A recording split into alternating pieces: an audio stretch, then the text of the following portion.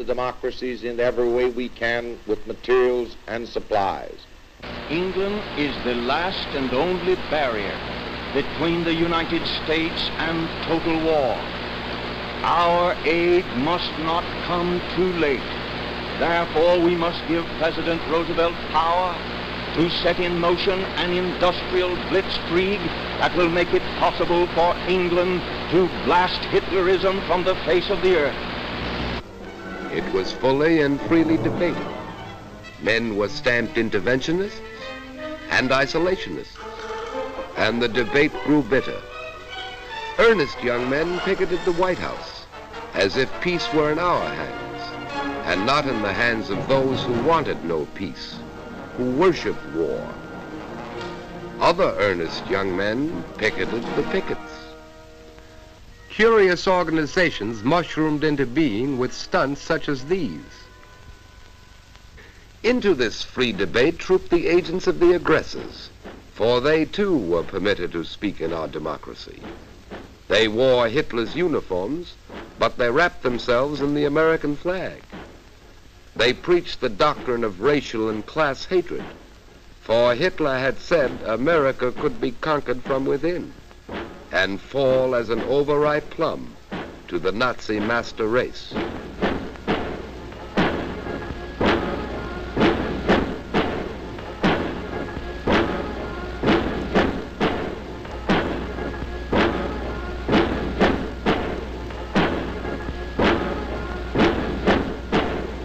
Jewish Moscow-directed domination. We let them speak. When occasionally a lone outraged dissenter wanted to air his opposition, we provided police to preserve order. This was Madison Square Garden in New York City, and not Berlin nor Nuremberg. Later, this speaker was arrested. It was because he had filched money from his deluded followers, and he was sent to Sing Sing to brood upon the strange ways of democracy. Another debate was in progress. Labor and management resorted to strikes and lockouts to settle differences, which at times surged into violence. True, we had taken giant steps along the road of conciliation, but scenes such as these convinced the Axis they had nothing to fear from America. They knew our industrial capacity was great. We could never use it to the full, they said. Our plants were there, but they were made idle. America was at war. It had been at war, although few Americans realized it, for more than 10 years. Ever since September 18th, 1931, when Japan clawed Manchuria out of the body of China. While Hitler was still brawling in the streets of Munich, Japan had already begun weaving the pattern of aggression. It started with an incident. A Japanese train on the South Manchurian Railway had been dynamited. Promptly, Japanese battalions invaded Mukden. This was not mechanized warfare. By later standards, this war was primitive, small, trivial, the Japanese cabinet officially labeled it when China protested to the League of Nations. 12 Japanese planes bombed a Chinese city. Trivial. The League demanded Japan withdraw her troops. Japan's own vote was the sole dissenting one. Therefore, said Japan, the League's action was illegal. It wasn't unanimous. Secretary of State Stimson was concerned. We had signed the Pact of Paris, which guaranteed China's territorial integrity. We sent an observer to the League. Japan protested, finally consented. The League investigated. Under Admiral Nomura, Japanese forces attacked 15 miles from Shanghai. The same Nomura, who later as Japanese ambassador, talked peace in Washington, while his colleagues in Tokyo prepared for war. Japan marched into Shanghai with troops, fifth columnists, quislings, and propaganda, actually anticipating methods used in the conquest of Europe. Japan marched out of Shanghai at the insistence of the League. She signed a truce with China on May 4th, 1932.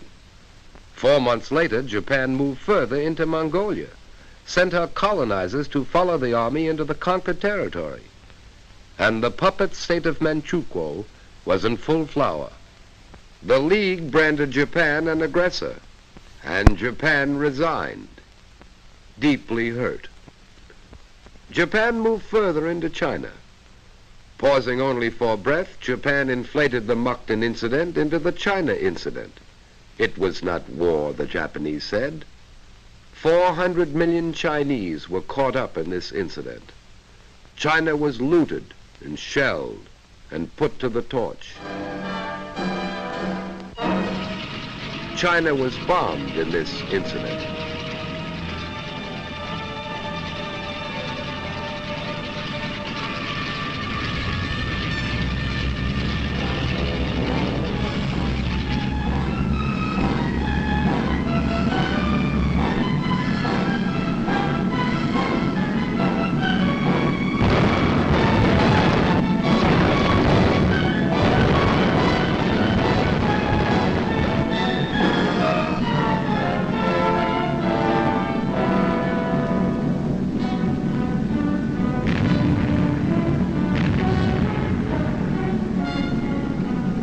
Chinese forces united under Generalissimo Chiang Kai-shek were pressed back by the invaders. China moved her armies and her meager war industries far into the interior. The Chinese fought on not so much with weapons as with space and time. Few Americans knew Japan. To us it was a land of Fujiyama, of cherry trees, exquisite gardens, geisha girls, picturesque peasants. We had opened Japan to the Western world. They had bought our machines, copied our architecture, our clothes, our popular music, and had even adopted our games, although they marched to the baseball diamond as men marching to war.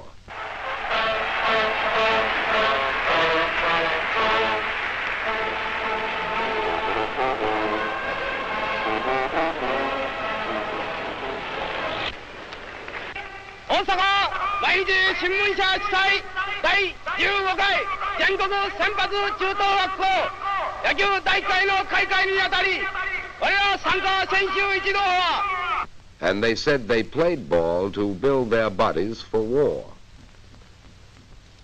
Americans knew little of the might of Japan. Japan, we thought, was only an imitator. True, they had a navy, makeshift, we said, and the Japanese carefully fostered the legend their men couldn't fly their imitation planes. And yet, imitation or not, the weapons of war were there. And the warriors of Japan, still breathing the spirit of the samurai in an era of machines, adopted Western methods of warfare, as they had adopted Western clothes and architecture and music. And the Japanese warriors dreamt of the conquest of Asia, and then of the world. And their emperor invoked the blessings of the divine upon this dream.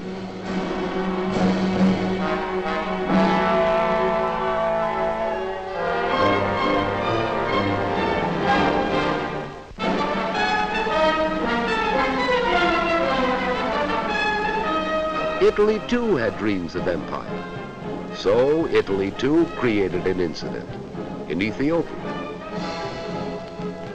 Having achieved unity within by virtue of the club, castor oil, and the concentration camp, Mussolini was ready.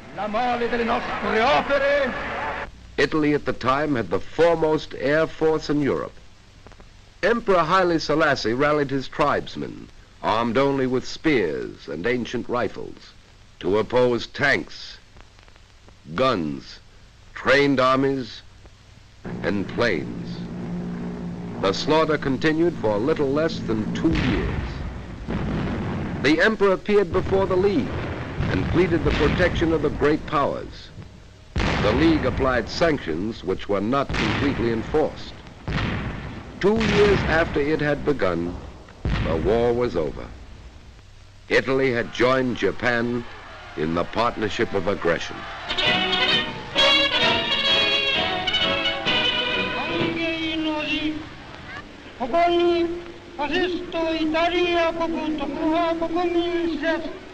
Il saluto che io vi rivolgo è diretto a tutto il popolo del Giappone, tutti gli italiani, ed ha fondato un impero.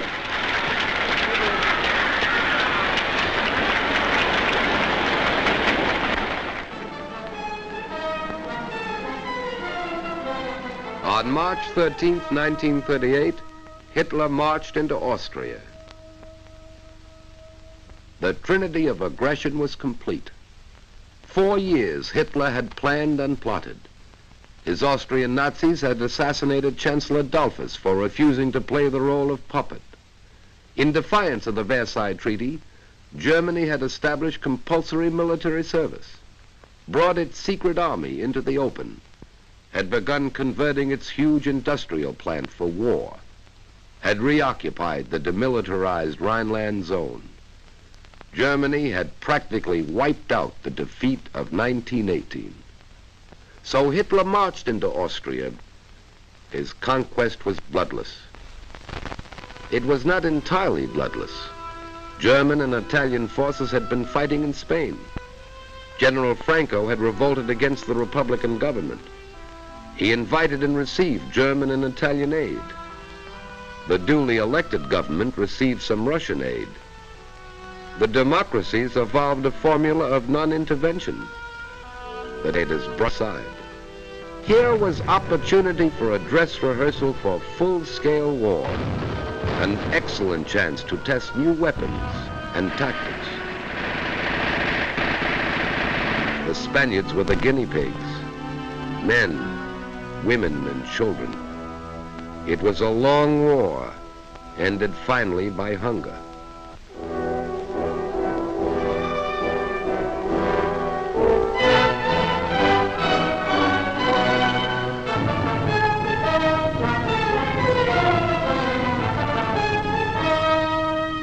Hitler was not content with Austria.